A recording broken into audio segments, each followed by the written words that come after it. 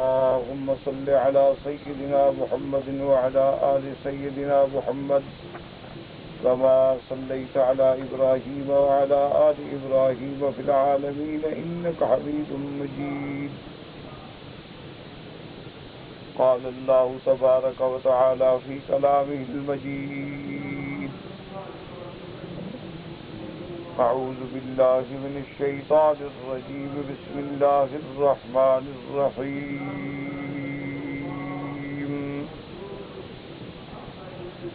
ولقد خلقنا الإنسان من صلصال من حمأ مسنون والجان خلقناه من قبل من نار السموم.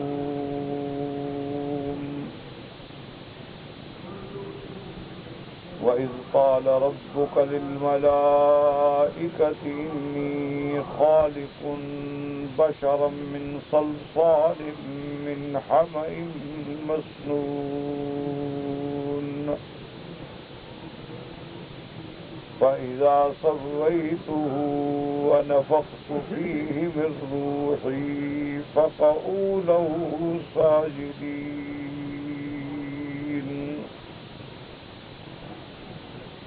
فسجد الملائكة كلهم أجمعون إلا إبليس أبى أن يكون مع الساجدين. قال يا إبليس ما لك ألا تكون مع الساجدين؟ قال لم أكن ليسجد لبشر خلقته من صلصال من حمأ مسنون.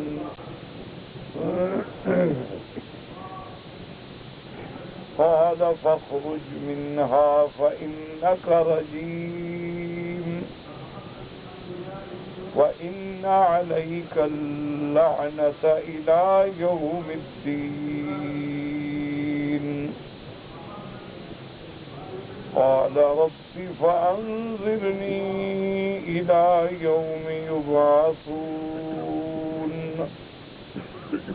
قال إنك من المنذرين إلى يوم الوقت المعلوم.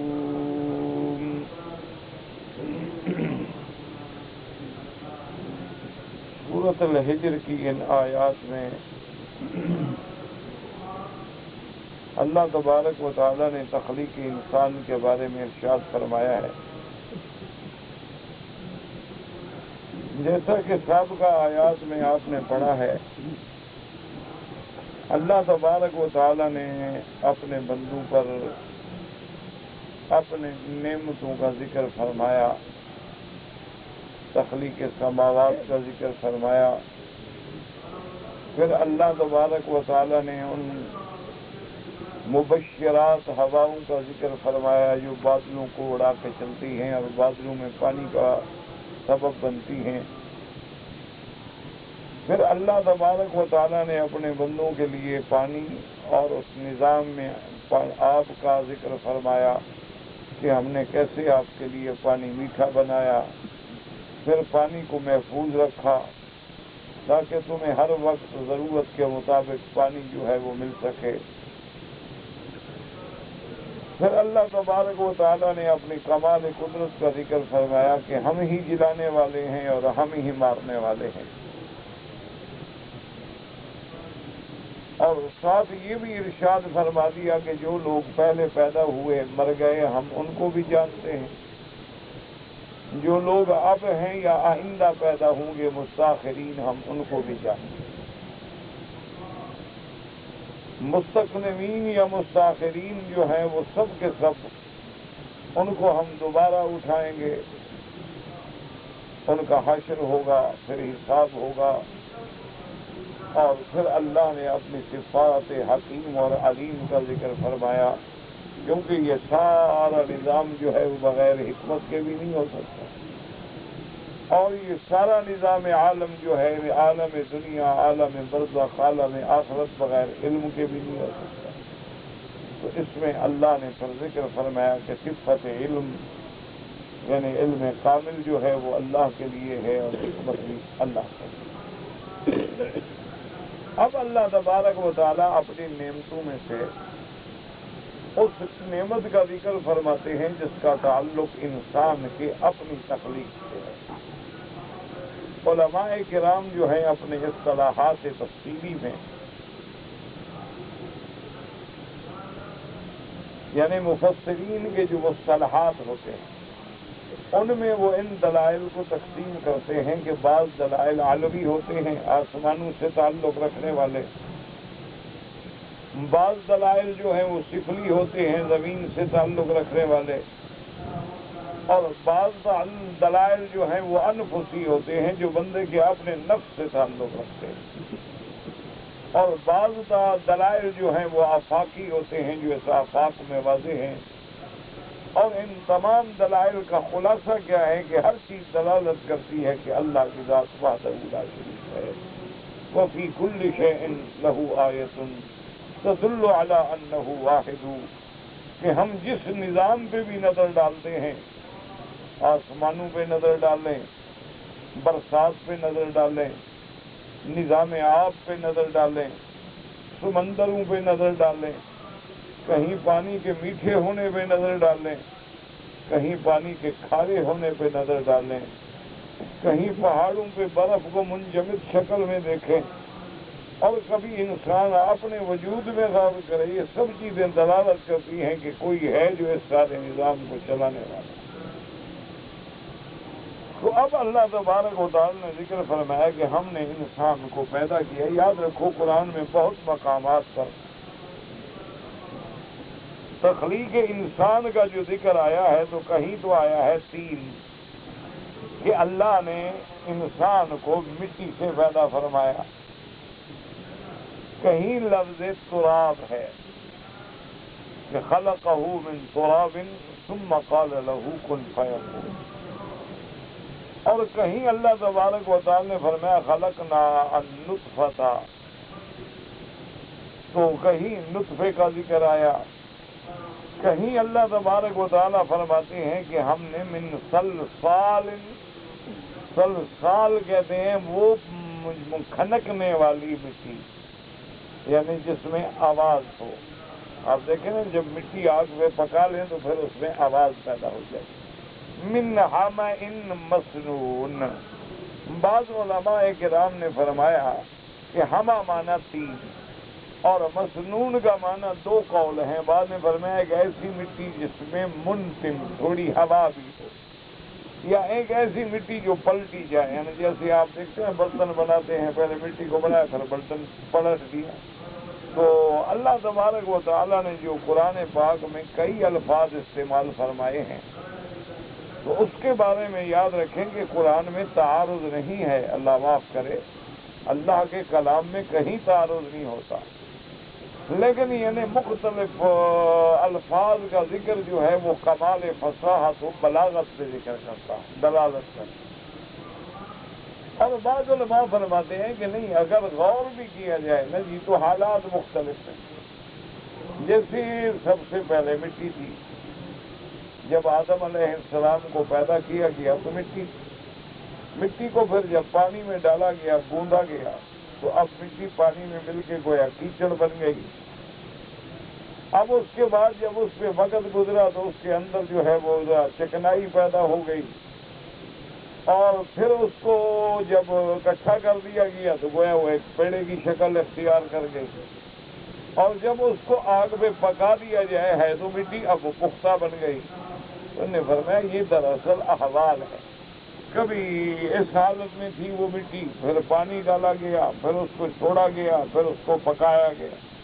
تو اس لیے اللہ تبارک و تعالیٰ نے قرآن مقدس میں الفاظ مبارک جو ہیں وہ مختلف استعمال فرمائے۔ اور اسی طرح آپ یہ دیکھیں کہ دراصل یہ کمال قدرت ہے کہ اللہ نے آدم علیہ السلام کو تو مٹی سے پیدا فرمایا، لیکن اللہ نے بی بی حوا کو زندہ آدم سے پیدا فرمایا۔ یعنی حضرت آدم علیہ السلام جو پیدا ہو گئے، اللہ نے روح مبارک پھونک دی، تو اس کے بعد آدم علیہ السلام لیٹے ہوئے ہیں اور بائیں پسلی سے اللہ نے بی بی حوا کو زندہ نکال لیا۔ تو اللہ کے کمال ہے، اسی لیے بی بی کا نام ہے نا حوا۔ حوا ہائی سے ہے زندہ، یعنی وہ بی بی جن کو زندہ آدم علیہ السلام کی پسلیوں سے نکالا گیا۔ اور یہ بھی روایات میں ملتا ہے کہ آپ کو بائیں پسلی سے نکالا گیا۔ اسی لیے علماء کرام فرماتے ہیں کہ یہ خدا کی قدرت ہے، اور اللہ پاک کو بھی یہی منظور تھا۔ جیسے اللہ فرماتے ہیں کہ ہم نے تمہارے لیے تمہاری بیویاں پیدا کی، کیوں لتسکنوا الیہا، تاکہ تمہیں راحت ملے، اور اللہ نے تمہارے اور ان کے درمیان میں ایک مودت و رحمت، ایک محبت رکھی ہے۔ تو چونکہ اللہ نے عورت کو پیدا ہی دائیں پسلی سے کیا ہے، اور دل انسان کا بھی دائیں پسلی کی طرف ہوتا ہے، تو قدرتی دل کا میلان جو ہے فطری طور پہ عورت کی طرف ہوتا ہے۔ اللہ تبارک و تعالیٰ کی اس میں شان۔ اور اسی سے یہ بھی روایات میں آتا ہے کہ جیسے انسان کی پسلی میں تھوڑا سا ٹیڑھا پن ہوتا ہے، بالکل سیدھی نہیں ہوتی۔ آپ نے دیکھا ہے نا یہاں کی ہنسلی کی جو ہڈیاں ہیں تھوڑی ٹیڑھی ہوتی ہیں، چاہے جانور میں ہوں چاہے انسان۔ تو اسی طرح عورت کے اندر بھی کچھ نہ کچھ کجی جو ہے وہ رہتی ہے، وہ چاہے جتنا فاضل کامل بن جائے، لیکن کوئی نہ کوئی بات جو ہے اس کی فطرت کے اندر موجود ہے جو اللہ نے رکھی۔ اسی لیے حضور صلی اللہ علیہ وسلم نے ارشاد فرمایا کہ اپنی عورتوں کو اتنے آزاد بھی نہ چھوڑ دیا کرو کہ وہ زیادہ سے زیادہ ٹیڑھی ہو جائیں، اور ان کو اتنا بھی نہ سختی سے دبایا کرو کہ وہ ٹیڑھے پہ ان کے بجائے ٹوٹ جائیں۔ تو ایک اعتدال رکھو کہ تھوڑا کنٹرول بھی ہو اور نظر بھی ہو، اور اس سے احساس بھی ہو کہ میں نے اگر غلطی کی تو مجھے سزا مل سکتی ہے، لیکن کچھ کہو بھی نہیں، تاکہ اس کے اندر اور زیادہ ضد پیدا نہ ہو، اور زیادہ ٹیڑھا پن پیدا نہ ہو، بلکہ اعتدال سے معاملے کو سلجھانے کی کوشش کرے۔ کیونکہ جب آدمی دونوں طرف تھوڑی سی لچک پیدا کر لو تو معاملہ حل ہو جاتا ہے۔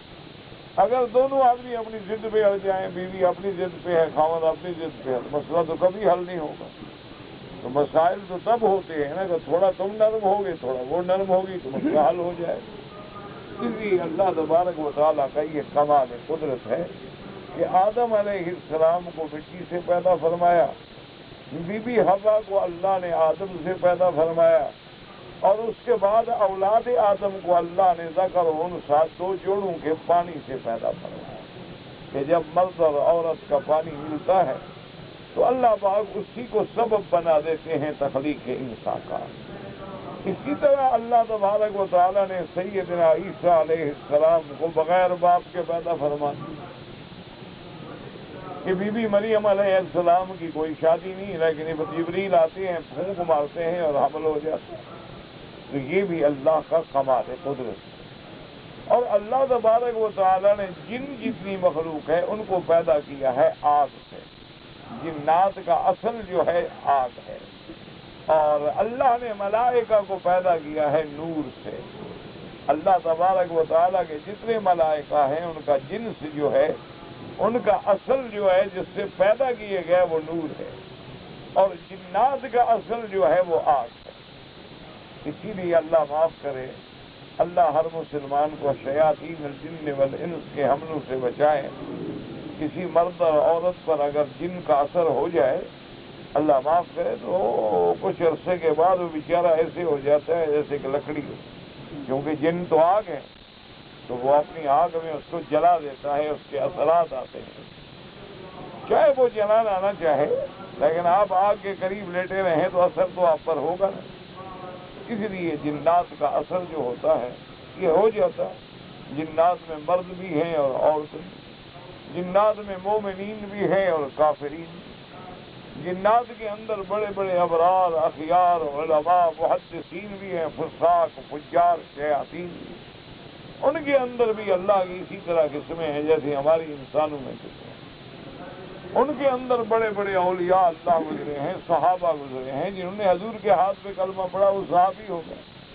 تو جنات میں صحابہ بھی ہیں، جنات میں تابعین بھی ہیں، جنات میں بڑے بڑے محدثین بھی ہیں، علماء بھی ہیں، اولیاء اللہ بھی ہیں، ذاکرین و شاکرین بھی ہیں، لیکن ان میں مردت الشیاطین والجن، بڑے بڑے شیطان، بڑے بڑے فجار اور بڑے بڑے ناہنجار بھی ہیں۔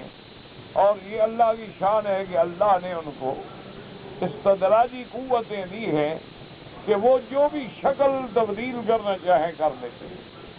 وہ چاہیں تو انسان کی شکل میں آ جائیں، وہ چاہیں تو حیوان کی شکل میں آ جائیں، وہ چاہیں تو سانپ اور بچھو کی شکل میں آ جائیں۔ یہ اللہ کا نظام ہے۔ اللہ نے اپنے بندوں کی آزمائش کے لیے جنات کو یہ استدراجی قوتیں اور طاقتیں دی۔ اسی لیے علماء فرماتے ہیں کہ کسی آدمی کو جلدی سے اپنا پیر اور اپنا مرشد اور اپنا بزرگ نہ بنا لیا کریں، بلکہ اس پہ نظر رکھو، اس کا امتحان لو۔ اگر وہ صحیح معنی میں متبع سنت رسول اللہ ہے صلی اللہ علیہ وسلم تو سمجھ لو کہ وہ اللہ کا ولی ہے۔ یہ ضروری نہیں ہوتا کہ اس کے ہاتھ سے کرامت دیکھیں، یہ ضروری نہیں ہوتا کہ وہ ایسی باتیں کرے کہ آپ حیران ہو جائیں۔ یہ تو سارے لوگوں کے قصے کہانیاں ہوتے ہیں۔ اصل ولایت کا معنی کیا ہے؟ ایمان اور اللہ سے ڈرنا۔ اللہ نے خود قرآن میں فرما دیا ہے کہ جو میرے دوست ہیں، الا ان اولیاء اللہ لا خوف علیہم ولا هم یحزنون، ان کو نہ ڈر ہوگا نہ غم ہوگا۔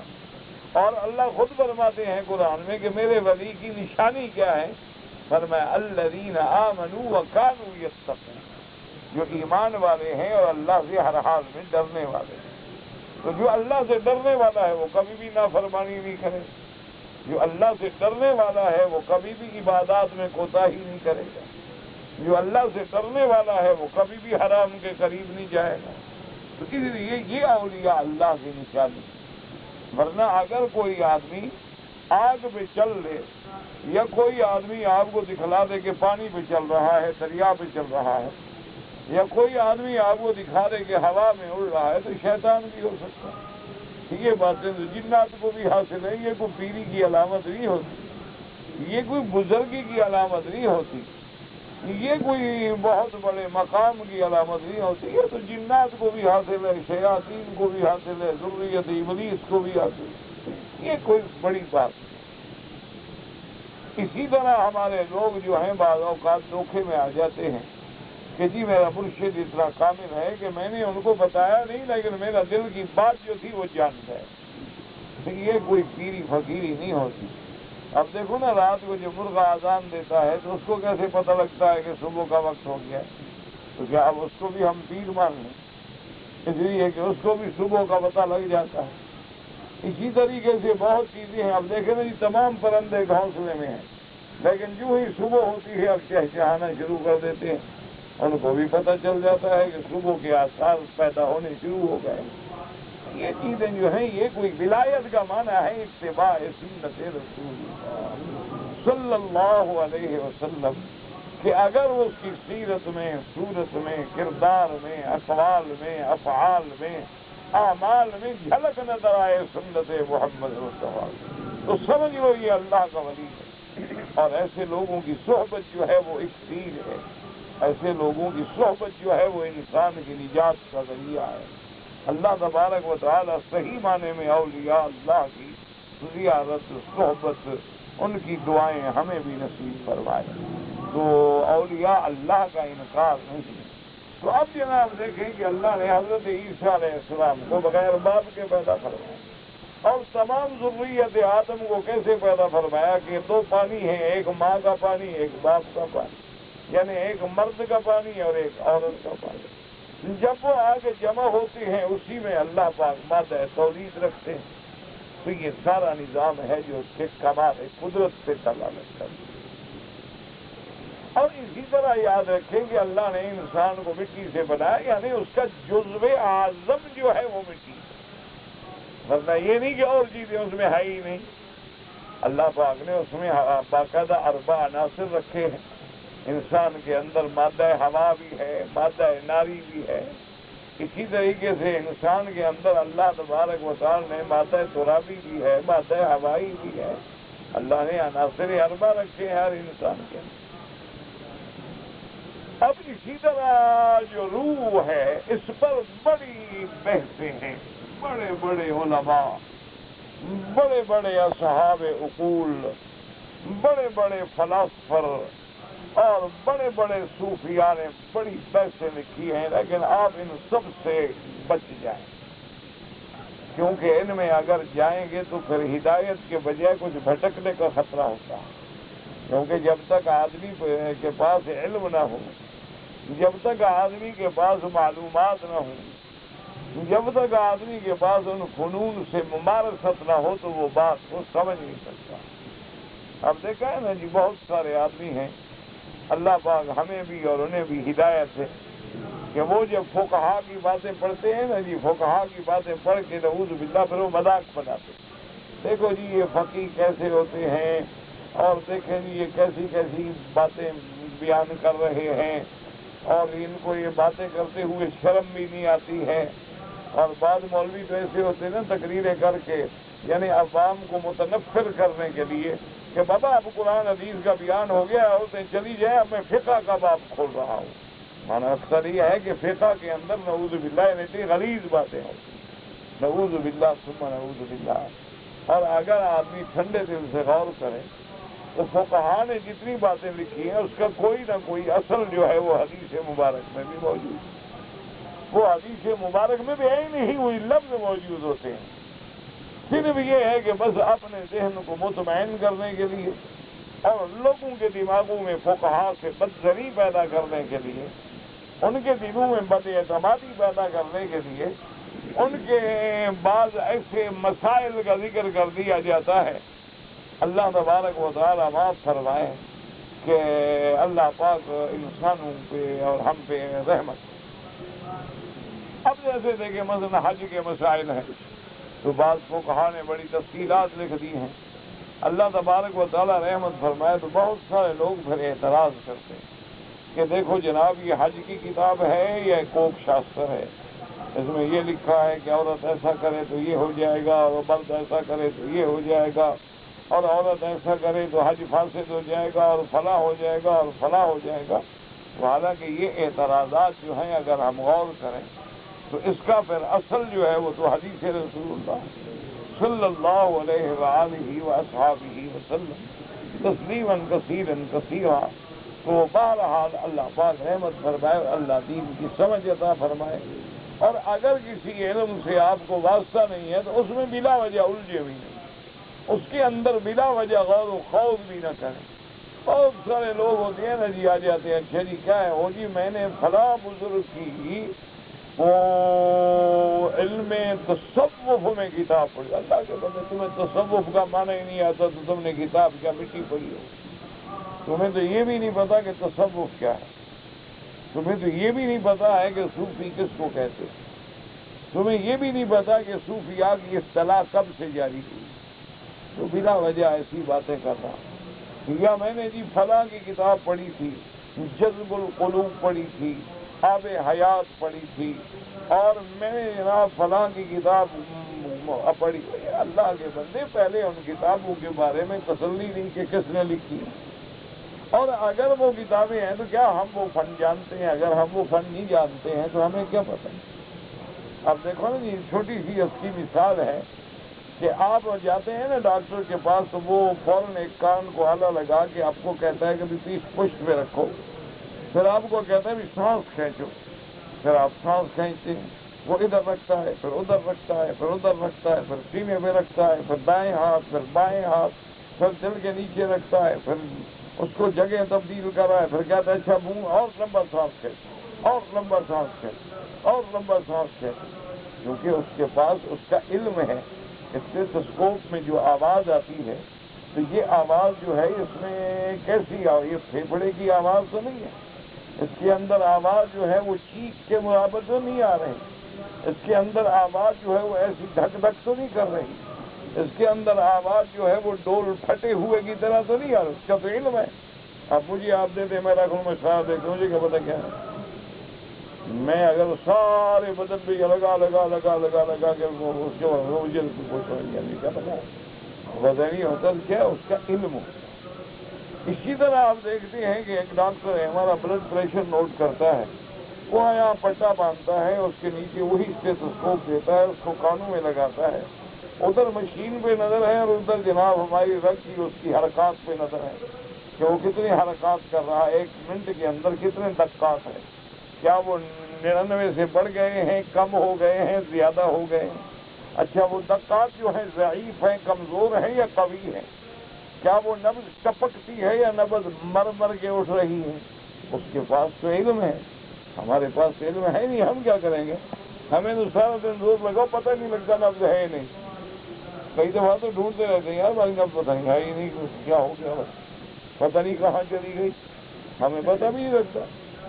اچھا وہ جناب یہاں کے ہاتھ رکھنے بجے یہاں ہاتھ رکھ کے بھی پکڑ لیتے ہیں، ان کو پتا ہوتا ہے کہ کہاں کہاں نبض نے حرکت کرنی، ان کو پتا ہوتا ہے کہ وہ کون کون سی حرکات۔ اب آپ دیکھیں ایک آدمی ہے بکرا ذبح کرتا ہے، وہ قصاب ہے، وہ کسائی ہے، وہ یہ کام جانتا ہے، وہ 1 منٹ میں بتا دے گا نہیں جی نہیں فکر نہ کریں، ٹھیک چاروں رکھیں صحیح کٹ گئے، اور مجھے کہو جناب مجھے کیا پتا 4 کٹی ہیں کہ 3 کٹی ہیں کہ 2 کٹی ہیں، مجھے تو پتہ نہیں رکھ کہاں سے ہے، کہاں کاٹنا ہے، مجھے یہ بھی پتہ نہیں کہ چھری کہاں رکھنی ہے اور کہاں پھیرنی ہے، نیچے رکھنی ہے، اوپر رکھنی ہے، درمیان میں رکھنی ہے، حلقوم کے وسط میں رکھنی ہے، حلقوم سے نیچے رکھنی ہے، حلقوم سے اوپر رکھنی ہے، اور وہ رگیں جو ہیں مجھے کیا پتا وہ کون سی ہے، جن سے دم مسفوح جو ہے نکلتا یہ علم ہے۔ اس لیے بلا وجہ نہ اعتراض کیا کریں کہ جی فقہا نے یہ لکھ دیا اور فلاں امام نے یہ کہہ دیا اور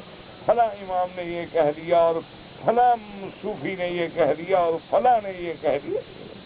پہلے اس علم کو دسترس ہو، اس علم کو آدمی حاصل کرے یا ان علماء کے ماہرین کی خدمت میں جائے جو وہ علوم کو جانتے ہیں، ان سے کہے حضرت یہ مجھے بات سمجھ نہیں آ رہی، تو وہ اس کو سمجھائیں گے، اور اگر کوئی ایسی بات ہوگی کہ وہ سمجھ سے بالاتر ہے تو چھوڑ دیں گے، کیونکہ ایک فیصلہ ہے کہ قولیہ اقوال صوفیہ در شریعت حجت میں، کہ صوفیہ کے اقوال جو ہوتے ہیں وہ شریعت میں دلیل نہیں ہوتے، دلیل اللہ کا قرآن ہے اور فرمان محمد مصطفیٰ صلی اللہ علیہ وعلی آلہ واصحابہ وسلم۔ یہ واردات ہوتی ہیں ان پر کثرت عبادت سے، لوگوں سے لا تعلقی سے، اور قلت طعام سے، قلت منام سے، قلت کلام سے، اور کثرت سلام سے، اور اللہ کے انوار و تجلیات سے کیفیات پیدا ہوتی ہیں، تو ان کیفیات کا احاطہ کرنا اور سمجھنا جو ہے وہ ہمارے بس میں نہیں ہوتا، اس لیے کسی پر اعتراض نہ کیا کریں۔ اسی لیے بزرگ مثال دیتے ہیں نا کہ اپنی نبیڑ، تم اپنی نبیڑو، تمہیں غیر سے کیا تعلق ہے، تم اپنی تیاری کرو، تم اپنا محاسبہ کرو، تم اپنا خیال کرو، اپنی اصلاح کی فکر کرو۔ یہ نہیں ہے کہ بلا وجہ تم بزرگوں کو، اولیاء اللہ کو، علماء کو، فقہاء کو طعنہ زنی کرو اور ان پہ اعتراض کرو، نہ، اللہ سب پہ کروڑوں رحمتیں فرمائے، اور اگر ان سے کوئی غلطی ہو گئی اللہ معاف فرمائے، کیوں غلطیاں بھی تو آخر انسانوں سے ہی ہوتی ہیں، آدمی ڈوبتا تو وہی ہے نا جو سمندر میں تیرے گا، جو آدمی کنارے پہ کھڑا رہے اس کو کیا پتا موجیں کیا ہوتی ہیں اور طوفان کیا ہوتا ہے، تو جو لوگ ان وادیوں میں آئے ہیں ان سے بھی غلطیاں ہوئی، اللہ تبارک و تعالیٰ ان پہ کروڑوں رحمتیں فرمائے۔ تو اس لیے علماء فرماتے اب اسی بحث کو اگر آپ پڑھیں نا جی کہ روح اور نفس کی، تو اللہ پاک رحمت کرے کہ انسان پاگل ہو جائے، انسان جو ہے نا وہ کتابیں پڑھ کے سمجھے گا کیا، پاگل ہو جائے گا اگر کوئی عالم اور کوئی رہبری کرنے والا استاد نہ ہو۔ اتنا انہوں نے باریک ابحاث کی ہے کہ روح کیا چیز. بس آپ ایک بات یاد رکھیں کہ روح ایک لطیف چیز ہے اور اللہ کا امر ہے, اللہ کے سوا کوئی نہیں جانتا. بس اب ہمیں اس بات میں پڑھنے کی ضرورت نہیں ہے کہ کیا جی وہ جسم ہے, کیا وہ مجرد ہے, کیا وہ جسم لطیف ہے, کیا وہ جسم ناسوتی ہے, کیا وہ جسم علوی ہے. بحثوں میں پڑھنے کی کوئی ضرورت نہیں.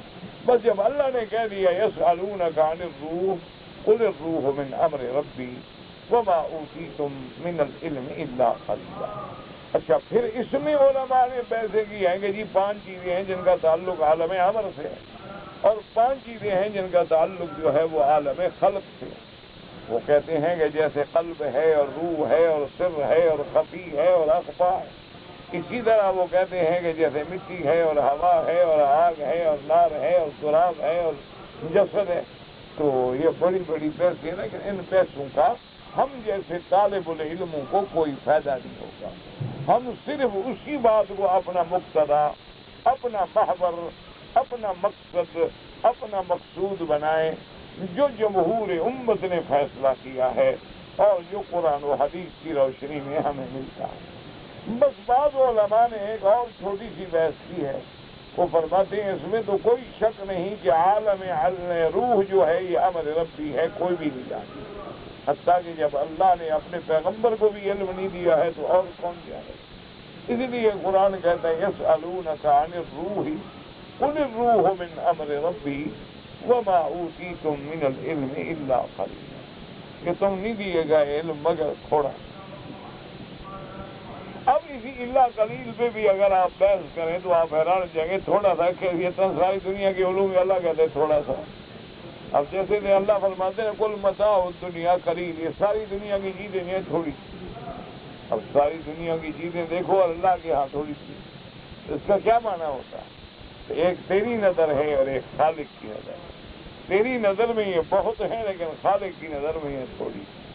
تیری نظر میں قیامت جو ہے وہ دور ہے لیکن خالق کی نظر میں قریب ہے.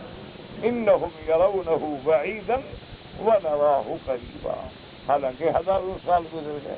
اس لیے بہت سارے لوگ بھٹک بھی جاتے ہیں بیچارے کہ جی کیسے قیامت کر بیٹھے, ہدایت سے بھی محروم ہو جاتے ہیں, وہ دھوکے میں آ جاتے ہیں. اللہ کے بندے ایک مخلوق کی نظر ہے اور ایک خالق کی نظر ہے. ایک مخلوق کا علم ہے اور ایک خالق کا علم ہے. اگر ساری کائنات کا علم اکٹھا کر لیں اللہ کے علم کے سامنے کیا ہے؟ وما اوتیتم من العلم الا قلیلا. اسی لیے حضرت خضر علیہ السلام نے سیدنا موسیٰ علیہ السلام کے ساتھ جب کشتی میں بیٹھے تھے تو ایک چڑیا جو تھی وہ کشتی کے کنارے پہ بیٹھی اور چونچ میں دریا سے پانی لیا. تو حضرت خضر علیہ السلام نے فرمایا کہ موسیٰ علیہ السلام, یہ چڑیا نے سمندر کے اندر سے جو چونچ میں پانی لیا ہے, سمندر کا پانی کتنا کم ہو گیا؟ تو موسیٰ علیہ السلام نے کہا حضرت سمندر کا پانی اور چڑیا کی چونچ میں 1 قطرہ 2 قطرے آئے ہوں گے, کیا کم ہوگا؟ سمندر کو کیا فرق پڑتا ہے ان 2 قطرات سے؟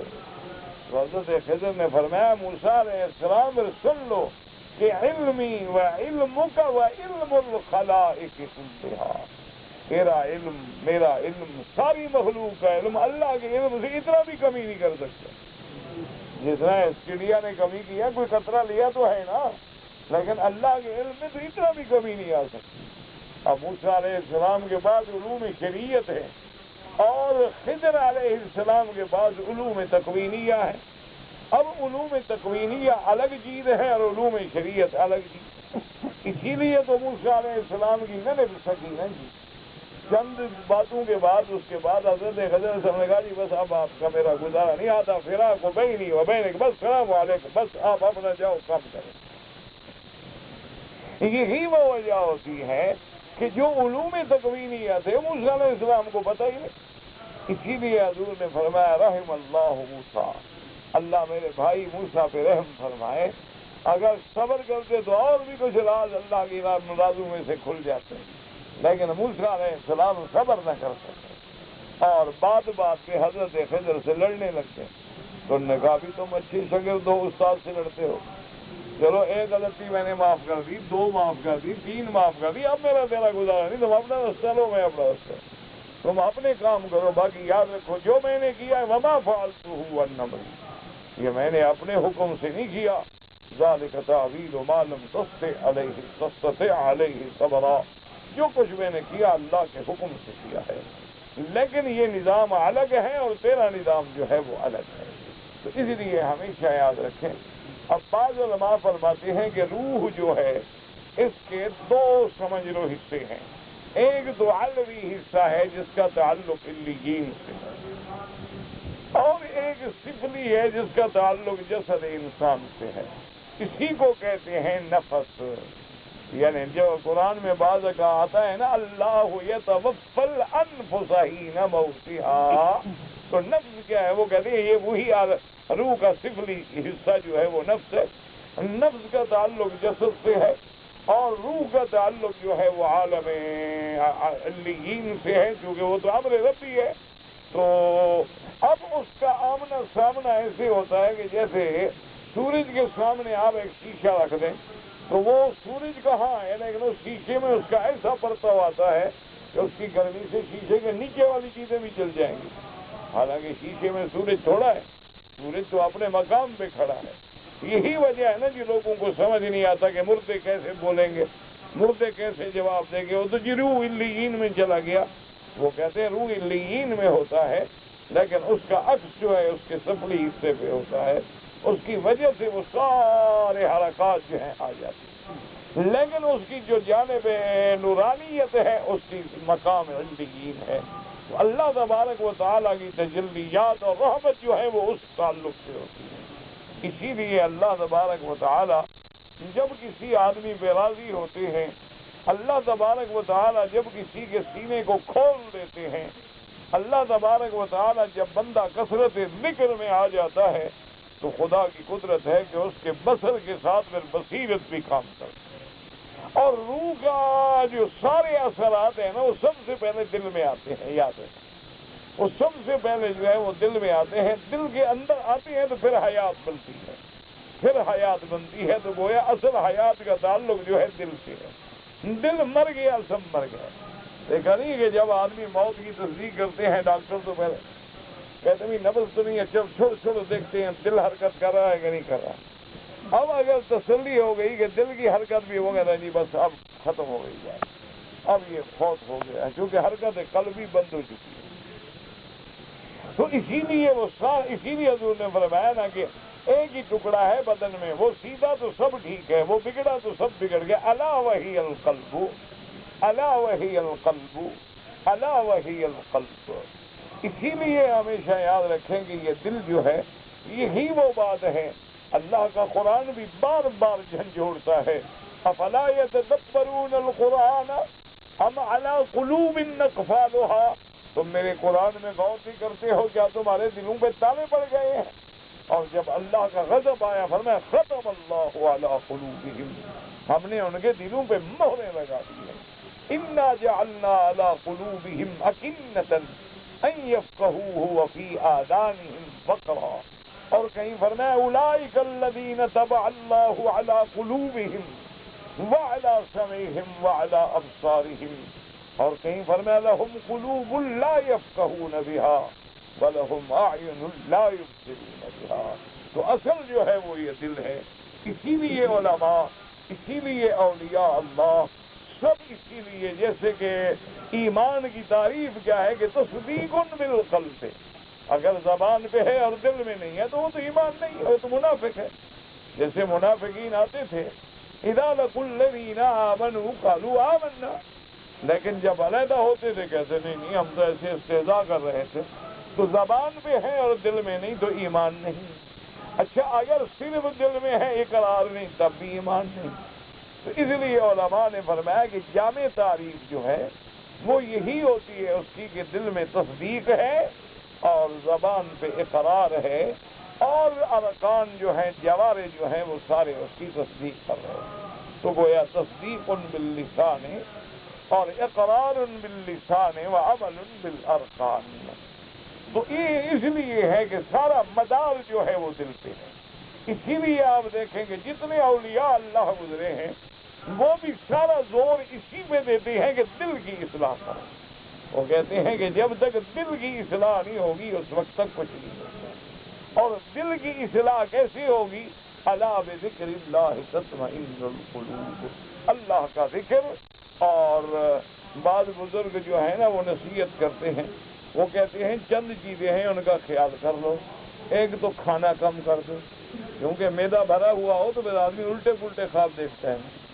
آدمی کا معدہ بھرا ہوا ہو ماشاءاللہ 2-3 کلو اندر مال پڑا ہو تو پھر کھٹے ڈکار بھی آئیں گے اور رات کو خواب دیکھے گا اڑ رہا تھا. تو اللہ پاک نواسل میں اور نفس معدہ ہوتی ہے، خواب شاب نہیں ہوتے، بزرگی شزرگی نہیں ہوتی ہے، وہ نفس معدہ کے اثرات ہوتے ہیں. تو اس لیے بزرگ فرماتے ہیں کہ اور دیکھیں نا یہ آپ کھانا کھا کے ڈٹ کے آئے نا تو نماز میں کھڑے ہوں گے شروع ہوں گے. یہ کیا ہے؟ سارا کچھ وہ اثرات ہوتے ہیں کھانے. وہ کہتے ہیں قلت طعام، کھانا کم کرو، اور قلت کلام، زبان سے بولنا کم کرو. یہ نہیں کہ اس سے بات شور ہر وقت بک بک بک بک کر کے اپنے نام اعمال کو جہنم میں لے جاتا. تو وہ دوسرا سبق پڑھاتے ہیں قلت طعام، قلت کلام اور قلت منام، کہ نیند بھی کم کر دو. یہ نہیں ہے کہ 36 گھنٹے. ہمارا ایک دوست تھا، وہ سو جائے تو 36 گھنٹے نہ اٹھتا نہیں. میں نے پھر 1-2 آدمیوں کی ڈیوٹی لگائی. میں نے کہا ایسا کرو اس کی ٹانگیں پکڑ کے نماز کے جب وقت ہے نا ایسے نہ اٹھے، ٹانگوں سے پکڑ کے سر کے بل کھڑا کر دو. یہ کیا بات ہے کہ 36 گھنٹے سوتا رہے طالب ہو کر؟ اللہ کے بندے، نہ نماز ہے نہ فرائض اللہ ہے، اچھے طالب ہو تو یہ کیا بات ہے؟ تو اس لیے ہمیشہ یاد. اچھا بھوکے آدمی کو کہو 36 گھنٹے سو دکھائے، سوال ہی پیدا نہیں ہوتا. تو چوہے دوڑیں گے خود اٹھ بیٹھے گا. جب میدے میں چوہے دوڑیں گے اور بھوک تنگ کرے گی خود اٹھے گا. اس لیے ہمیشہ یاد رکھیں گے جب ہم پڑھتے تھے نا طالب سے روٹی مانگے تانگے کی کھاتے تھے تو کبھی روٹی پوری ہو گئی، کبھی نہ ہوئی، کبھی آدھی روٹی بھی نہ ملی، کبھی چوتھا حصہ بھی نہ ملا، تو کبھی مل گئی. اچھا وہ ملی جو وہ کیا، صبح کی روٹی رات کو اور رات والی روٹی صبح کو، اور پھر باجرے کی روٹی، جوار کی روٹی، گوارے کی روٹی اور چنے کی روٹی، اور ساری روٹیاں جناب جمع ہیں اور سب کھائی جا رہی ہیں ماشاءاللہ. دال بھی اسی میں ہے، ساگ بھی اسی میں ہے، سالن بھی اسی میں ہے، ہر بلا اسی میں. ہرا چیز آیت فنا در فنا، بس طالبوں کا پیٹ تغار خدا ہوتا ہے. تو جب ہم پڑھتے تھے یہ حال ہوتا تھا. لیکن مجال ہے جناب تہجد میں نیند نہ کھلے، یا بھوکا پیٹ سوئے گا تو اٹھے گا. اب جناب شام کو آپ مرغن غذائیں اور جناب ایک پیزا شریف اور ایک برگر شریف اور پین کیکس کے ناشتے اور ساجد، اور اس کے بعد جناب ہضم کرنے کے لیے اتنے بڑی ٹماٹو جوس، اور جناب اس کے اوپر جو ہے وہ پوٹاٹو اور پتہ نہیں کیا کیا اللہ کی بلائیں. یہ ساری بلائیں کھا کے جب سو گے تو فجر کی نماز کے وقت جب اٹھے گا تو ایسے نماز پڑھے. یہ دیکھا نہیں سبق میں بیٹھے ہوتے ہیں ذکر کر رہے ہوں وجد میں ہوں بیچارے، یعنی یہ مغرب کو سو رہے ہیں، مغرب کو نیند کا وقت ہے. یہ میرے بزرگ نہ ہوں نا تو ان کو سیدھا کرتا. یہ تو میرے سے عمر میں بڑے ہیں نا، کاش کے میرے شاگرد چھوٹے ہوتے، میں پھر ہاتھ تو صاف کرتا نا. جب عمر میں بڑے ہوں تو آدمی کو تقریم کرنی پڑتی. اب اندازہ کرو بلا ایک آدمی مغرب کو جو سوئے اس کا کیا معنی ہے؟ مجھے سمجھاؤ، مغرب کے بعد کون سی نیند کا وقت ہے؟ یہ رات کی نیند کا وقت ہے یا دن کو وقت؟ چلو بھی دوپہر کو آدمی کو نیند آتی ہے، کھانا کھایا سو گیا. رات کو بھی آدمی کو عشاء کے بعد جلدی سونے والے کو نیند آتی ہے. لیکن یہ مغرب کے بعد آخر کون سی نیند ہے؟ کیا وقت کا کھانا ہے، پینا ہے، ڈکار دینے ہیں، سوئے نہیں تو کیا کریں؟ پھر حرم کی کھلی ہوا ہے، فضا ہے ٹھنڈی، سبحان اللہ، سوئے نہ تو کیا کریں؟ تو انسان جو ہے نا جی، اسی لیے بزرگ کہتے ہیں کہ ایسی باتوں کا خیال رکھا کرو کہ کم کھاؤ اور کم بولو، اور اسی طرح نیند کم لو، تاکہ اس کے بعد جو ہے اللہ کے ذکر پہ زور لگاؤ. اور جتنا اللہ کا ذکر کرو گے نا انشاءاللہ تو تمہیں ایمان، اطمینان قلب نصیب ہوگا، اور جب دل ٹھیک ہو جائے گا تو سارے کام ٹھیک ہو جائیں گے. جب دل بگڑ جاتا ہے تو سارا کام بگڑ جاتا ہے، اس کو ٹھیک کریں۔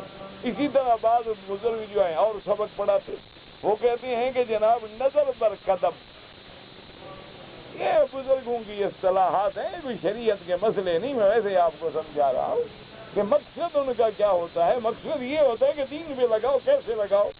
اب دیکھو نا، آپ کو ڈاکٹر کہتے ہیں دیکھو بھائی دوائی لے رہے ہو 8 دن جو ہے نا کھٹی چیز نہیں کھانی، کیوں کھٹی چیزیں کو حرام ہو گئی؟ وہ کہتے ہیں میری دوائی لے رہے ہو میرا بھائی چاول نہیں کھانے ہیں، کہتے ہیں بھائی دوائی لے رہے ہو کوئی ثقیل غذا نہیں کھانی، دوائی لے رہے ہو خیال کرنا گھی بھی نہ کھانا، چکناہٹ والی چیزیں نہیں کھانا، نشاستہ دار چیزیں نہیں کھانا، کیا ہے بطور علاج۔ اسی طرح وہ بزرگ جو ہے نا ہم جیسے بگڑے تگڑوں کا علاج کرتے، وہ کہتے ہیں کہ یہ علاج ہے کہ جب چلو تو نظر قدم پر ہو، کیوں کل للمؤمنین یغضوا من ابصارہم کل للمؤمنات یغضضن من ابصارہن، وہ کہتے ہیں نظر پر قدم۔ اور وہ کہتے ہیں کہ خلوت در انجمن، خلوت در انجمن کا کیا مانا کہ 100 لوگوں میں بیٹھے رہو لیکن دل کا تعلق اپنے اللہ سے جوڑو، سارے بیٹھے رہے باتیں کرتے رہے قصے کرتے رہے، تم اپنے دل کو اپنے اللہ کے ساتھ جوڑو۔ اب دیکھا نہیں حبب الیہ الخلا، حضور کیوں ساری مجلسیں چھوڑ کے غار میں تشریف لے جاتے؟ تو اسی طرح وہ کہتے ہیں کہ یہ تعلیم ہوتی ہے بندے کے لیے۔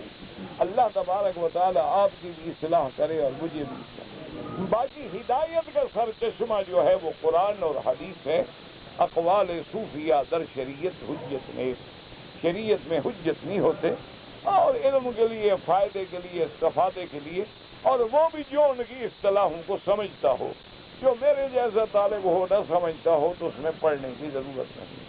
تو اب دیکھیں اللہ نے تخلیق انسان پہ کیسی روشنی ڈالی ہے کہ اللہ نے فرمایا تمہیں آسمان بھی نظر نہیں آتے، تمہیں یہ سارا میرا نظام بھی نظر نہیں آتا، چلو اپنے نفس پہ غور کرو جو میں نے تمہیں پیدا، اپنے بدن پہ ہی غور کرو، فی انفسکم، کسی پہ غور کرو۔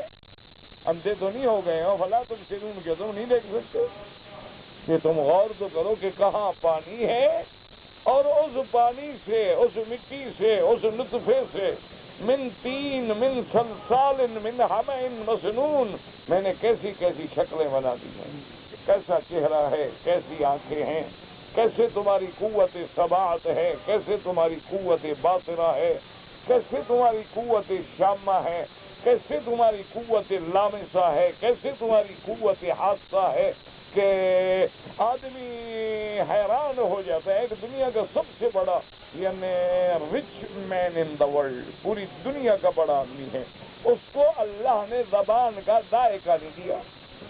یعنی دنیا میں جو چند بڑے آدمی ہیں ان میں وہ ایک ہے، دنیا میں ورلڈ میں کسی ایک ملک میں نہیں، پورے عالم میں اللہ نے زبان کا ذائقہ چھین دیا ہے۔ اچھا اب اس بیچارے کو یہ پتہ نہیں لگتا کھٹا ہے میٹھا ہے، گھاس کھا رہا ہوں روٹی کھا رہا ہوں۔ جب زبان میں ذائقہ نہ ہو چٹخارا تو اسی زبان سے آتا ہے نا۔ آپ کھاتے ہیں یار بریانی تو بڑی مزیدار پکی، ماشاء اللہ یار تم نے مثالیں بڑے ٹھیک ٹھاک ڈالے ہیں۔ تو اب زبان کو جب پتہ نہ لگے میٹھا کھاؤ برابر گھاس کھاؤ برابر بریانی کھاؤ برابر دال کھاؤ برابر، تو اس نے پوری دنیا کے بڑے بڑے ڈاکٹروں سے کہا کہ میری آدھی دنیا کو ہی لے لیں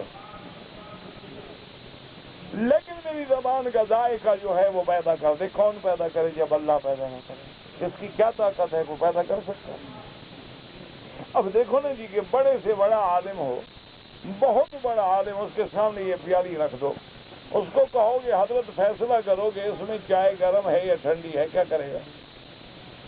جب تک ہاتھ نہ لگائیں اس وقت تک ٹھنڈے اور گرم کا پتہ نہیں لگ سکتا۔ علم تمہارا لاکھ ہو لیکن میٹھے اور پھیکے کا پتہ زبان ہی بتائے۔ اسی طرح آپ جب شیشی ایک سامنے رکھ دیں، آپ پوچھیں گے اس میں کون سی خوشبو ہے، کہ یار کھولو میں سونگھوں تو پتہ لگے نا کون سی خوشبو ہے، مجھے پتہ لگے گلاب ہے چمیلی ہے کیا ہے، کیونکہ اس کا تعلق قوت شامہ سے ہے۔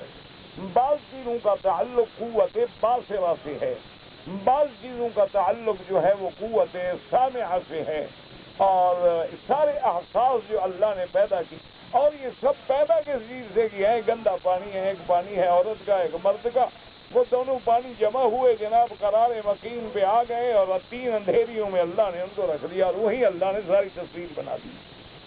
تو ذرا غور کرو تو پھر اقرار کرو گے فتبارک اللہ احسن الخالقین. لیکن اگر غور ہی نہ کرو، کھاؤ پیو اور چرو اور مر جاؤ، یہ کام تو جانور بھی زیادہ کرتے ہیں. دیکھو نا، ہم چلو بڑا دور لگائیں کسی شادی پہ کسی دعوت پہ مفت کا کھانا مل جائے 2 کلو چاول کھا جائیں گے، لیکن بھینس تو 20 کلو گھاس کھا جائے. کھانا تو پھر ہم سے زیادہ جانور کھاتا ہے. اگر تمہیں اپنی طاقت پہ ناز ہے تو طاقت تو شیر اور چیتے میں زیادہ ہوتی. اگر تمہیں اپنے موٹے ہونے پہ ناز ہے تو ہاتھی تو تم سے بہت زیادہ موٹا ہوتا. اگر تمہیں اپنے کسی ڈیل ڈول پہ ناز ہے تو تم اونٹ کے ساتھ کھڑے ہو جاؤ، اس کی ٹانگوں پر بھی نہیں آؤ گے. تو یہ کیا چیز؟ اصل بات تو مالک کا پہچاننا ہے کہ اگر اللہ کی ذات کی معرفت ہمیں مل جائے، اللہ کی توحید کا عقیدہ ہمیں نصیب ہو جائے، اللہ کے قرآن کا تدبر ہمیں نصیب ہو جائے، اتباع سنت ہمیں نصیب ہو جائے، تو اس لیے ہے کہ فوز العظیم. اور جس کو یہ نہ ملا خسرت دنیا والآخرہ ذالک هو الخسران المبین. اس کی دنیا بھی برباد ہے اور آخرت بھی برباد ہے. اور یہی سب سے بڑا گھاٹا ہے. سب سے بڑا گھاٹا مال کا نہیں ہوتا، سب سے بڑا گھاٹا ایمان کا ہوتا ہے. مال چلا جائے کیا ہوگا؟ غربت میں بھی گزار لیں گے. محل نہیں ہوگا تو کسی دیوار کے سائے میں بھی سو جائیں گے. اگر نیچے بچھانے کے لیے کمبل بھی نہیں ہوگا تو فرش پہ بھی نیند آ جائے گی. اگر جناب ہمیں دیکھنے کے لیے کوئی بجلیاں نہیں ملیں گی تو تارے دیکھ کے جی بھر لیں گے. اگر نیچے ہمیں بچھانے کے لیے قالین نہیں ملے گا تو کسی لان میں جا کے سبزے پہ چل کے دل خوش کر لیں گے. لیکن اصل گھاٹا جو ہے وہ ایمان کا گھاٹا ہے کہ اگر آدمی کو ایمان نہ ملا، اگر آدمی کو قرآن نہ ملا، اگر آدمی کو حضور پاک کی محبت نہ ملی، اگر آدمی نے یہ کامیابی حاصل نہ کی تو خسرت دنیا والآخرہ ذالک هو الخسران المبین. اللہ پاک آپ کو بھی اور مجھے بھی اور حضور کی پوری امت کو خسران سے بچائے. اللہ تبارک و تعالی سرکار دو عالم کی امت سے رحمت کے فیصلے فرما دے. بس دعا کیا کریں. اللہ پاک قادر ہے، جب کوئی گھڑی رحمت کی ہوگی وہ مالک الملک ہے، وہ بادشاہوں کا بادشاہ ہے، جب چاہیں سن لیں. ایک آدمی مقروض ہے تو کیا وہ صدقہ و خیرات کر سکتا ہے؟ میرا بھائی قرضے کے احوال ہیں. اب دیکھو نا، جتنے بڑے آدمی ہوتے ہیں سارے مقروض ہیں. یہ جتنے بڑے بڑے ملانر ہیں، صنعت کار ہیں، یہ جو تمہیں ارب پتی لگتے ہیں، یہ بھی سارے مقروض ہیں بینکوں کے پیسے دینے. اس کا معنی یہ تو نہیں ہوتا کہ ان کے پاس قرضہ دینا ہے تو جائیدادیں بھی تو موجود ہیں نا، تو وہ صدقہ خیرات نہ کریں گی ہم تو مقروض ہیں. یہ غلط بات ہے. اگر تم پہ قرضہ ہے لیکن اللہ نے تمہیں جائیداد دی ہے، ذرائع دیے ہیں، صدقہ خیرات کرو. اور صدقہ خیرات کرنے سے مال میں برکت ہوگی. ما نقص مال من صدقۃ قط او کما قال رسول اللہ صلی اللہ علیہ وسلم. اور اللہ کا قرآن میں وعدہ ہے ما انفقتم من شیء فهو یخلفہ. ہاں، ایک آدمی ہے مثلا کہ 2000 ریال آپ کی تنخواہ ہے اور آپ نے جناب 1500 قرضہ دینا ہے اور 500 ریال آپ کا خرچہ ہے، تو سب سے پہلے قرضہ ادا کرو پھر خیرات نہ کرو. کہ تمہاری کوئی حیثیت ہی اتنی ہے تو تم سب سے پہلے اپنے قرض کو ادا کرو، کیونکہ قرضہ اگر رہ گیا تو وہ تو توبہ سے بھی معاف نہیں ہوگا. تو باقی منصوبہ بندی یا دوائیں جو ہیں یاد رکھو ان کا مستقل استعمال کرنا حرام ہے. اگر وقفے کے لیے کیا جائے، مثلاً ایک آدمی کے 4 بچے ہیں، ابھی بچی چھوٹی ہے، بچہ چھوٹا ہے، وہ کہتا ہے بھی ہم 1 سال کوشش کریں بھی حمل نہ ہو تاکہ یہ بچے سنبھل جائیں، تو وہ وقفہ کرنا جائز ہے، مستقل کرنا حرام ہے. اب یہ کہیں جی منصوبہ بندی کی دوا ہی نہ بنتی تو یہ گناہ بھی نہ ہوتے، تو آگ ہی نہ بنتی تو کوئی جلتا ہی نہ. لیکن آپ کھانا کہاں سے پکاتے؟ تو جہاں آگ کے نقصان ہیں وہاں آگ کے فوائد ہیں. اگر پانی پیاس بجھاتا ہے تو بندہ پانی میں ڈوب کے مر بھی جاتا ہے. اس کا معنی یہ تو نہیں کہ پانی ختم کر دیا جائے، معنی یہ ہے کہ اس کا استعمال صحیح کیا جائے. میرے والد فوت ہو گئے، اللہ مغفرت فرمائے. جو لوگ فوت ہو گئے اللہ سب کی مغفرت فرمائے، اور جو زندہ ہیں اللہ سب کی ہدایت کا فیصلہ کرے. میں جناب تب میرے بھائی اصل بات یہ ہوتا ہے کہ طواف یا حج یا نفلی عبادات آپ خود کریں اپنے لیے، کرنے کے بعد اللہ سے دعا مانگیں، کسی کو ثواب دے، اللہ قادر ہیں عطا فرمائیں گے۔ نفلی عبادات کا ثواب ہوتا ہے۔ اگر کسی رشتہ دار نے آپ کو وصیت کی ہے کہ میرا عمرہ کرو، ٹھیک ہے، ورنہ آپ اپنے لیے کریں اور اس کے بعد اس کے لیے دعا کریں۔ کہتے جی کہ شریعت میں اپنی بیوی سے کتنا عرصہ دور رہنے کی اجازت ہے؟ میرا بھائی شریعت میں تو مجبوری ہو تو حضرت عمر نے 6 مہینے مدت رکھی، اور بعض علماء نے قرآن کی آیت ہے کہ جب خامد مر گیا ہے تو عورت کی عدت ہے 4 اشہر و عشرہ، 4 مہینے 10 دن، اس کے بعد وہ شادی کر سکتی۔ تو بعض علماء فرماتے ہیں کہ اس سے زیادہ دور نہ رہے، لیکن مجبوری ہے، جیسے آپ 2 سال نوکری پہ آئے، کنٹریکٹ پہ آئے، اگر الحمدللہ آپ کے گھر میں اطمینان ہے، آپ کو عزت محفوظ ہے اور بیوی کی بھی اجازت ہے تو کوئی حرج نہیں، انشاءاللہ آپ گنہگار نہیں ہوں گے۔ لیکن کوشش کریں کہ کم از کم 2 سال میں یا سال کے بعد چھٹی چلے جائیں، یا 1 سال بیوی کو بلوا لیا اور 1 سال خود چھٹی پہ چلے گئے، تاکہ اللہ پاک دونوں کو گناہوں سے محفوظ رکھے۔ باقی تو باہر صورت، ورنہ اگر بیوی موجود ہے تو پھر دور نہ رہے۔ یہ مجبوریاں ہیں، آدمی روٹی کمانے کے لیے بیچارے ملازمت کے لیے باہر جائیں گے، 4 پیسے بنیں گے، کوئی ذریعہ بن جائے گا۔ فخلا علیہ کہ یعنی حضرت موسیٰ علیہ السلام کو اللہ نے حکم دیا تھا کہ آپ وادی مقدس میں ہیں، اور پھر اللہ نے وہاں آپ سے کلام فرمایا، اس لیے حکم دیا گیا کہ آپ جوتے اتار دیں۔ ایک آدمی نے عمرہ کیا، سر کے بال جو تھے بہت چھوٹے چھوٹے تھے، تو اس نے بال نہیں منڈائے، یعنی اس طرح نہیں پھروایا۔ میرا بھائی بات سنو، اگر بال چھوٹے ہیں تو اس طرح تو پھر سکتا ہے نا۔ اچھا بال نہ بھی ہوں تب بھی اس طرح پھروانا ہے، آدمی گنجا ہے عمرہ کرے، وہ کیا کرے گا؟ اس کو بھی اس طرح پھروانا ہوگا، کیونکہ اصل تو اللہ کے حکم کی تعمیل ہے کہ ہم نے اللہ کے حکم پہ گردن جھکا دی، اب بالوں کی اللہ کو کیا ضرورت ہے؟ لیکن اگر آپ نے بال کٹوائے بھی نہیں، اس طرح بھی نہیں پھروایا، احرام آپ نے کھول دیا، احرام تو کھول سکتا ہی نہیں، چادریں کھول دینے سے احرام نہیں کھل جاتا، احرام کھلتا ہے بال پہ اس طرح پھروانے سے۔ تو گویا آپ احرام میں ہیں، آپ جناب والا فوراً بال پہ اس طرح پھروائیں، توبہ کریں اور دم بھی ادا کریں کہ کتنے دن ہو گئے آپ کو لباس پہنے دیے۔ یہ تھوڑا ہوتا چادریں کھول دی تو احرام کھول دیا، کیا احرام کھول دی؟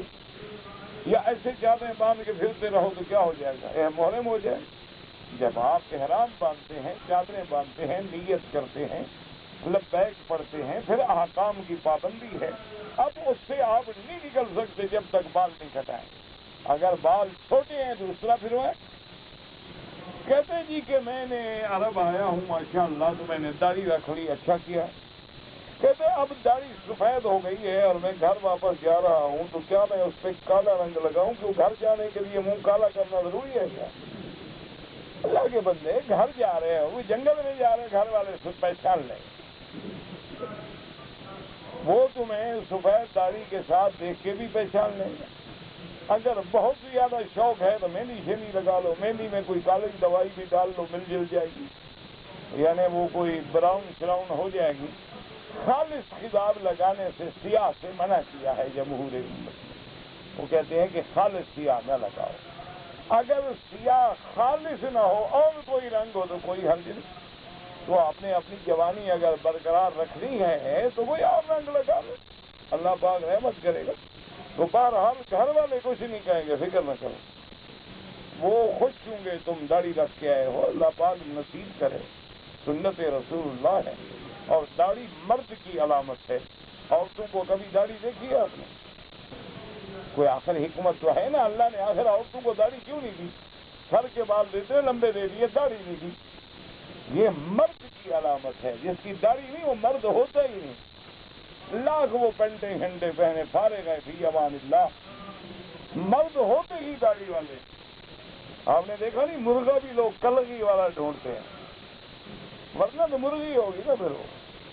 جب تم نے دل سے توبہ کی ہے لیکن پھر ٹوٹ گئی بندہ ہے پھر توبہ کر. یہ شیطان خیال ڈالتا ہے کہ یار ایک دفعہ توبہ توڑ دی ہے چھوڑو اب کیا ہوگا. نہ 1000 بار بھی توڑ دیا دروازہ کھلا ہے توبہ کا. پھر توبہ کرو اور اس گناہ کے قریب نہ جاؤ. اور گناہ سے بچو گے تب جب دوست چھوڑو گے. جب تک تم وہ سوسائٹی نہیں چھوڑو گے گناہ سے نہیں بچو گے. وہ صحبت صالح جو ہے وہ چھوڑو. صحبت صالح تورا صالح کو نظر. صحبت صالح تورا صالح کو نظر. صالحین کی صحبت صالح بناتی ہے، برے کی صحبت برا بناتی ہے. خربوزہ خربوزے کو دیکھ کے رنگ پکڑتا ہے. آپ اپنی سوسائٹی بدلنے اچھے لوگوں میں چلے جائیں انشاءاللہ بچ جائیں گے. اب سارے بے نوازوں تو کون نماز پڑھے گا؟ میں نے 100 طواف کیا اور 100 نفل پڑھا. ٹھیک ہے بالکل ہر طواف کے 2 رکعت پڑھو. تمہیں کیا ضرورت ہے ہمیں بتاؤ کہ 100 طواف کیا یا 1000 طواف کیا؟ یہ تمہارا اللہ کے ساتھ معاملہ ہے. بلا وجہ نہ شو کیا کرو. کبھی کبھی ساری محنت کر کے ریا ہو جاتا ہے اور برباد ہو جاتا ہے. اللہ ایک نصیب کرے شکر کرو، 100 نصیب کرے شکر کرو. یہ بندے کا اپنے اللہ کے ساتھ معاملہ ہے. یہ نہ کہا کرو میں جناب روز 10 طواف کرتا ہوں. 10 طواف کرتے تو کیا ہمیں تقسیم کر دو گے؟ اللہ کے بندے عبادت کرو چھپا کے کرو. اس کو ظاہر نہ کرو، ریا نہ ہو جائے، سمعت نہ ہو جائے، شہرت نہ ہو جائے. میں استخارہ کرنا چاہتا ہوں بالکل کریں، سنت ہے. 2 رکعت نماز پڑھ کے دعا استخارہ جو ہے 3 دفعہ پڑھیں. 1 دن 1 رات 2 رات 3 رات 7 راتوں تک. اور جب دل کی تسلی ہو جائے وہ سمجھو اللہ کی منشا یہی ہے. مدینے سے عمرے کی نیت سے آیا لیکن کپڑے احرام کے نہیں تھے، عمرہ نہیں کیا. تو نیت کیوں کی تھی؟ کپڑے نہیں تھے. تو جب احرام کے کپڑے ہی نہیں تھے تو نیت کر کے کیوں آیا؟ صاف بات ہے کہ دم پڑ گئی، عمرہ بھی کرے اور ایک دم بھی ادا کرے. یہ بہانے بناتے ہیں نا. پھر جی آپ عمرے کے لیے رہے ہیں اور آپ کے پاس کپڑے، اچھا کپڑے نہ بھی ہوں یہ توپ ہے نا، اس کو نکال کے چادر کی طرح باندھ لو اور یہ رومال کندھے پہ ڈال دو، السلام علیکم، کپڑے ہو گئے. وہ ضروری ہے کہ ہمارے پاس تولیے ہوں اور چادریں ہوں اور انتظام ہو. یہ سلا ہوا توپ ہے لیکن چادر کی طرح باندھ لو بس الحمدللہ ہو.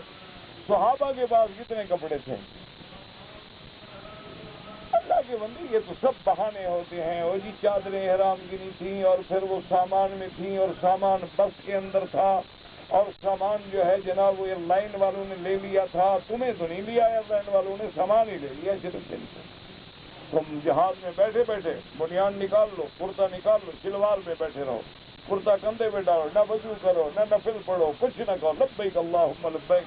جب اترو چادر باندھو بڑا ٹھیک ہے، کوئی مسئلہ ہی نہیں. صفا مروا کے 14 چکر لگائے، غلط کیا، ناجائز کیا، خلاف سنت کیا. صفا سے شروع کرو اور مروا پہ ختم کرو. ان الصفا والمروة من شعائر اللہ. بہرحال آئندہ احتیاط رکھو کیونکہ اگر صفا سے صفا پہ ختم کرو گے تو ادا ہی نہیں ہوگی. بعض فقہا فرماتے ہیں دوبارہ دوڑے 7 چکر لگائیں لگائیں لگائیں لگائیں لگائیں لگائیں لگائیں لگائیں لگائیں لگائیں لگائیں لگائیں